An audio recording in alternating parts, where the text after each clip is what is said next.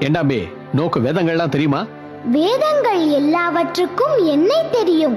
அவ்வளவு நெருக்கமோ? நெருக்கமில்லை, உறவு. மந்திரங்கள் உனக்கு உணர்வு பூர்வமானதா, அறிவுபூர்வமானதா? உயிரோடு கலந்தது. வேதம் என்பது என்ன? மனிதனாக பிறக்கின்ற ஒருவன் தெய்வ நிலையை எட்டுவதற்கான வழிமுறை மந்திரங்களே வேதம் என அழைக்கப்படுகிறது.